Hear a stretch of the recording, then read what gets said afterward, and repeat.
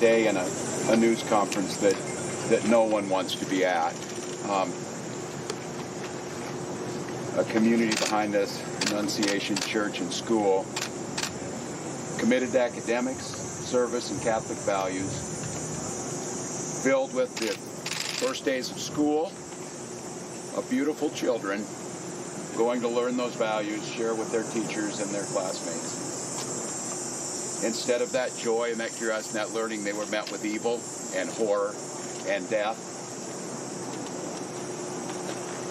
And we often come to these and say it's unspeakable tragedies, or there should be words for these types of incidents because they should not happen. And there's no words that are going to ease the pain of the families today. On behalf of all the people of Minnesota, our deepest sympathies. A wish that any of these words would make what you're feeling now better, but it won't. A place that's founded on community, founded on service, founded on family. I'd like to give special thank you to the mayor and the team in Minneapolis, the Minneapolis Police Department, Hennepin County Sheriff's Office, Minnesota State Patrol, the BCA, so many agencies, our federal partners in the FBI, the first responders, and the heroic work that's happening now as we speak at multiple medical locations, including Hennepin County Medical Center, where most of our children were transported to receive the life-saving care. The thoughts and prayers and the hopes and the support that we need to give them in this moment, too, is critical. Speaking with all the people here and grateful to our federal partners, Senator Klobuchar speaking early this morning and receiving a call from President Trump, who was with his leadership team of the Attorney General and the Vice President, expressing their deep condolences amongst the horror that happened and an offer to provide the support to the folks here in Minnesota of what's needed. So there's a lot of cameras here, and unfortunately we've been through these types of things. They will be gone at some point. All of you have to do your jobs. But what happened here today will not be gone. Minnesotans will not step away. We'll stand with this community. We'll redouble ourselves to do the best we can to understand what we can do to prevent any parent from having to receive the calls they received today, from any school dedicated to children having to respond to a situation that, as we said, is unthinkable, but that's all too common, not just in Minnesota, but across this country. It's Minnesota's day to day, and it's my strongest desire that no state, no community, no school ever experiences a day like this. So I ask the rest of the folks around the country who are watching, keep us in your thoughts and prayers, but also keep us in the thoughts for action. Keep us in the ideas that we can work together. And it's on these days like this, I think, and I hope we can hold on to it. We are unified as a community. Everybody across the country today is part of the Annunciation Parish, and they're with those families. With that, Minneapolis Mayor Jacob Frey. Thank you, Governor. Throughout the morning, we have seen this extraordinary Minneapolis family step up in thousands of different ways. People with strength, resilience, compassion, and love for the families that have been forever impacted by this heinous act. We want to make sure that we're doing everything possible for them right now, and I want to give a special thank you, and we are so grateful to all of the faculty and the teachers at Annunciation. The way that they act during severe threat and danger was nothing short of heroic. This is a tragic and horrible event that should never occur, and it would have been all the more tragic and horrible had they not stepped in, at times perhaps put themselves in danger to protect others. As horrible as this has been, it could have been far worse. I'm grateful for our law enforcement partners, our police officers in the Minneapolis Police Department and other law enforcement agencies well beyond that step up, that answered the call to make sure that they were running towards danger when so many of the rest of us would have run in the other direction. Thank you. We are so appreciative of your service. To Principal DeVore and your whole team, the ethic that you have showed, the love that you show, it's flat out incredible. And at the same time, look, we need to be doing more than talking. It can't just be words. There needs to be action.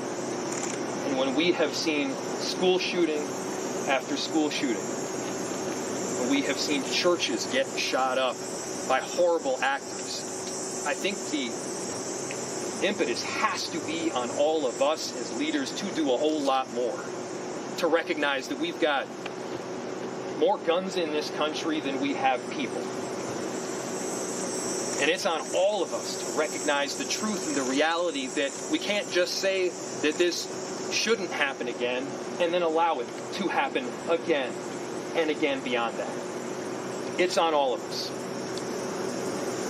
And I have heard about a whole lot of hate that's being directed at our trans community. Anybody who is using this as an opportunity to villainize our trans community or any other community out there has lost their sense of common humanity. We should not be operating out of a place of hate for anyone. We should be operating from a place of love for our kids.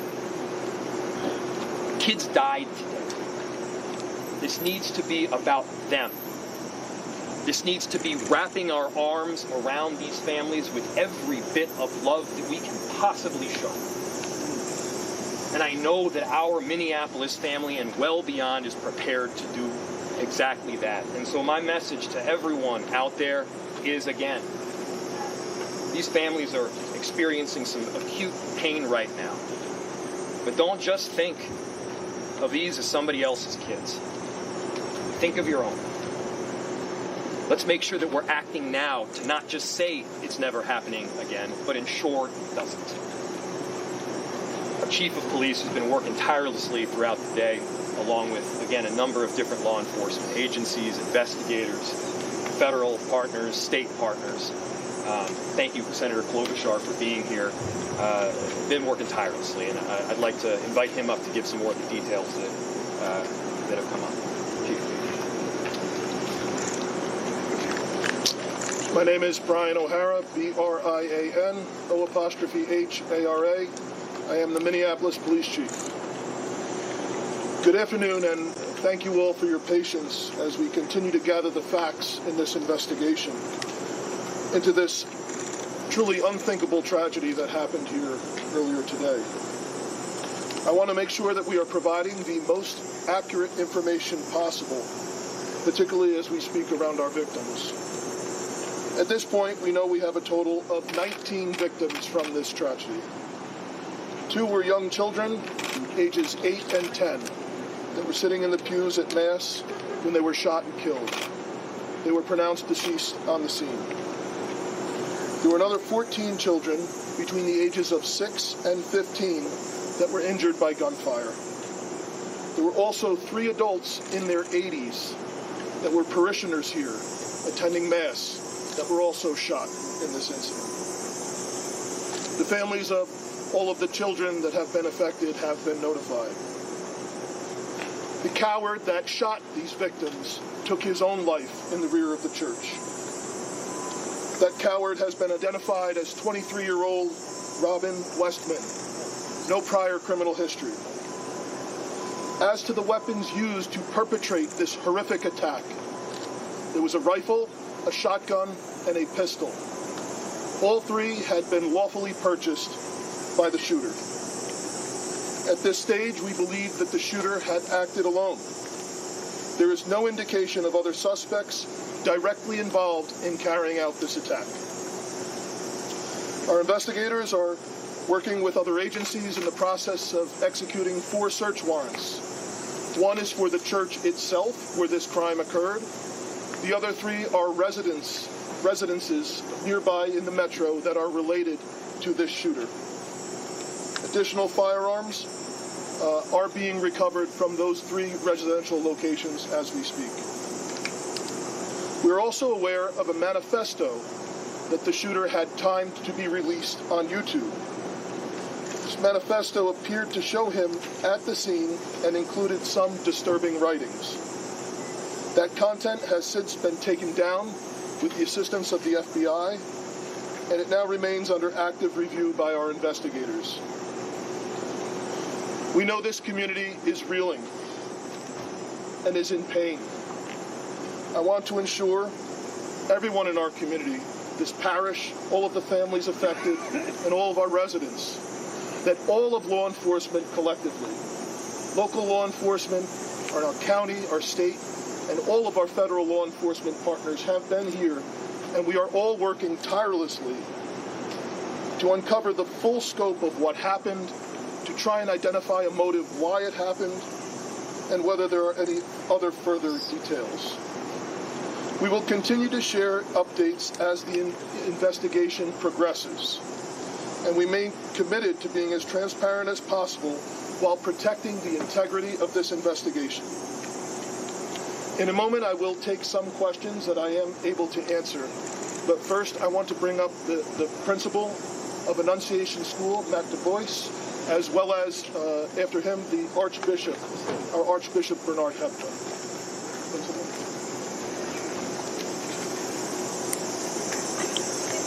Good afternoon, everyone. To any of our students, families, and staff watching right now, I love you. You're so brave, and I'm so sorry this happened to us today. Within seconds of this situation beginning, our teachers were heroes. Children were ducked down. Adults were protecting children. Older children were protecting younger children. And as we heard earlier, it could have been significantly worse without their heroic action. This is a nightmare, but we call our staff the Dream Team. And we will recover from this. We will rebuild from this. When we planned for this school year, we intentionally chose a theme from the prophet Jeremiah chapter 29, a future filled with hope. There's nothing about today that can fill us with hope. We, as a community, have a responsibility to make sure that no child, no parent, no teacher ever has to experience what we've experienced today, ever again. I need everybody to commit those words to your speech patterns, never again. We lost 2 angels today. Please continue to pray for those still receiving care. We can't change the past, but we can do something about the future. There's an African proverb that says, when you pray, move your feet. So I beg you, I ask you to please pray, but don't stop with your words. Let's make a difference and support this community, these children, these families, these teachers. Never again can we let this happen. I love you, Annunciation family. We're with you, and we will be stronger when this is done. Archbishop Hebda will be coming.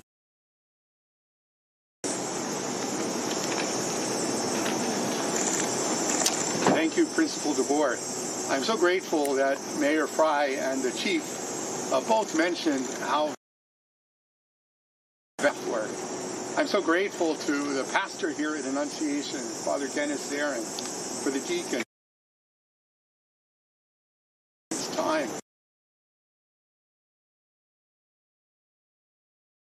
to for families everywhere from an event. But Principal DeBoer said it wasn't so clear where would be the source of hope. And brothers and sisters, we have to be men and women of hope. Already today, I've been receiving messages from all over our country promising prayers. And I think it's the prayers of the feet as well, Principal.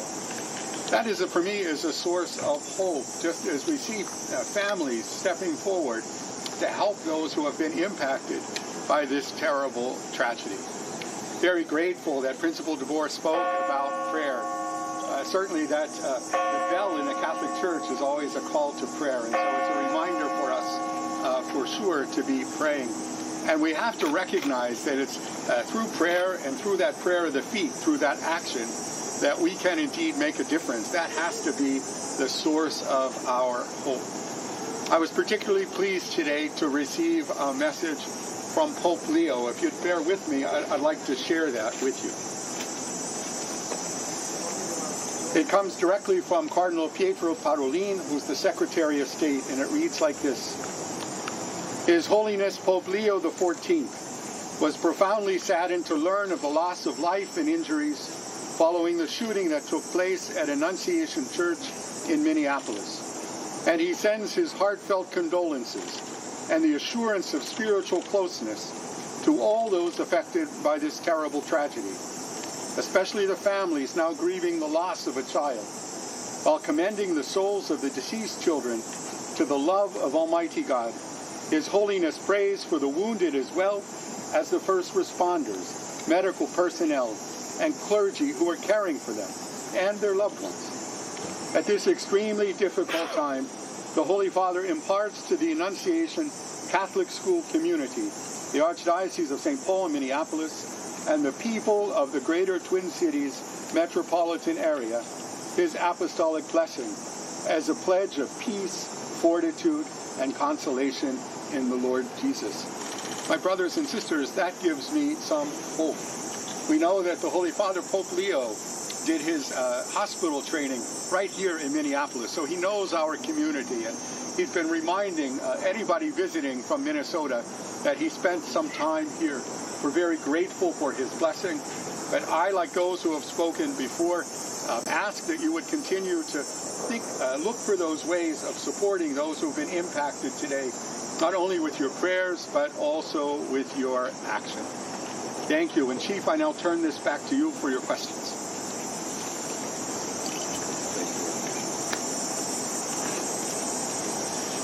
Thank you, Archbishop. As I mentioned, obviously the investigation continues in its preliminary stages. I'll take some questions now, and additionally, we will let you know when we can provide some updated information. How are the injured students doing? What are their conditions at this point? The question from Matt was, how are the injured students doing? I believe all of them have their parents with them now, and they are all expected to survive. All of the remaining victims are expected to survive. There is a range of injuries, however. Chief, you said the weapons were acquired legally. Do we know when and where they were acquired? I can tell you they were purchased recently. Chief, can you tell us anything more about possible motives here? We've also heard reports that the suspected shooter's mother was employed here at some point. Can you confirm that as well? So the question was on a possible motive and a relationship to the church or to the school. I have no information to share on a motive other than saying again that there was some sort of manifesto that was timed to come out on YouTube. It's been taken down, and our investigators are going through that to try and develop a motive from that. Additionally, there are these 3 search warrants happening in residential locations, and we may very well, find more information or writings that could give some sense to that, but we don't have that now. And I cannot confirm a relationship between the suspect or his family and this church at this time, but that's obviously something we're looking very closely at. Chief, about the manifesto, can you confirm at this point whether it was in fact by the suspect, or do you believe at this point that it is in fact from him? And second question, sorry. What was by the suspect? The manifesto that you've been talking about. Yep. So the question was about the manifesto. We do believe it was by the suspect, yes. And we understand that we've seen some documents about the name change that somebody with the same name as the suspect has filed for a few years ago. Yep. Do you believe this to be the same person, that Robin Westman was in fact born with a different name at this point? And can you speak a little bit more about the identity? Yep. So the question was about the suspect, and he had a name change at some point in the past. I cannot confirm that, other than confirming the identity, the name that I gave you, the age. That is the suspect. That's the person that we believe has caused this. Chief, you mentioned these videos posted on YouTube, presumably scheduled to be posted right after the shooting. Is there anything that the suspect posted days prior, months prior, that could shed any light on their mindset? Yep. So the question was, we mentioned that the YouTube videos were scheduled to be posted. Is there anything else in social media that may shed some light into this? We do not have information on that at this time that I'm able to share. However, our investigators and our law enforcement partners are definitely looking at that. How many children and parishioners were in the church when this happened? So the question was, how many children and parishioners were in the church when this happened? This was towards the beginning of Mass, so some of the children were already filed into the church and were seated. Others were coming in. I've heard estimates, but we will release a more definitive number. Chief, Minneapolis police officers have had a tough couple of days. I know we're talking about the children in this incident, but there were several shootings yesterday. How is the resource thing going for you? Are you getting help from the places to help? Yeah. So Sue's question was resources for Minneapolis police due to the other challenges we've had the last 24 hours. Obviously, this has been the most difficult. Dozens of officers that responded to this scene, many of them are deeply traumatized by what they saw, as are obviously all of the children, all of the staff members, Father Dennis, everyone who was at Mass this morning. So obviously that has been our number one priority, is to care for the health and wellness of the officers that responded here. Additionally, obviously, we have responded to other challenging situations and other acts of violence. I can say, in regard to the shooting that happened outside of the high school yesterday, we have arrested 2 people for assisting in that shooting. We have not gotten the shooter yet, but we believe we have 2 people under arrest that were present with the shooter when that happened, and we're making significant progress. There was an additional arrest at a homicide last night that happened on the 2700 block of 3rd Avenue South. That person has not been booked specifically for being responsible for that murder, but we believe that is the person who caused that. Is this the first time you've ever had to deal with a mass shooting? No, unfortunately not. Chief, a lot of the top politicians here, and the principal and others, have said that this can never happen again. And I'm just wondering if you have a suggestion for where we start to make sure that this doesn't ever happen again. Yeah, so the question was, where do we start to make sure this doesn't happen again? I don't have an answer for that at this time. Chief, we understand from the federals that there is an idea that this might be investigated, maybe it already is, I'm not sure of my information, as a hate crime against Catholics. I'm asking you, perhaps, Archbishop Hebda, is this a line of investigation that you have open? Can you comment on that? So the question is this an investigation into a hate crime against Catholics? We don't have a motive at this time. Obviously, we're open to any possibilities at all, but we don't have a motive or anything to suggest. Do you know if there is any more safety, any more protective measures that are implemented at other Catholic schools throughout the Twin Cities or churches? I'm sure there are masses going around right now this afternoon. It's just a week out from, or a few days before the start of school here. So the question is the concern for other churches, other schools around the metro. Unfortunately, this is something that our community has been dealing with for some time. The threat of active shooters, the threat of hate crimes at houses of worship, unfortunately, is not something new here. And of course, our precinct inspectors, our crime prevention specialists are available to work with both houses of worship, churches, and schools that do reach out to assist in any additional security measures or advice that we can do. One last question about that to follow up. Are you aware if this is the first time that actually a Catholic Mass has been targeted and there have been victims inside a Catholic church during Mass? In the Twin Cities, not in the world. In the Twin Cities? I'm unaware of any others. Yeah, from the the question was, is the first time that there's been attack of Catholics at Mass in the Twin Cities area. The Archbishop is unaware of any other attack. The FBI director is saying that this is being investigated as domestic terrorism. Are you also tracking this? That's our last question. The question was, is it being investigated by the FBI? The FBI director saying this is domestic terrorism. Is that what you're tracking? Well, the FBI is here with us and has been a part of this entire investigation, as well as the ATF, other law enforcement. It's being led right now by the Minneapolis Police Department, and we are looking at, obviously, any possibilities from wherever the evidence will lead us from what we recovered. Absolutely. Thank you all again so much for your time today, With the for your president support. this afternoon.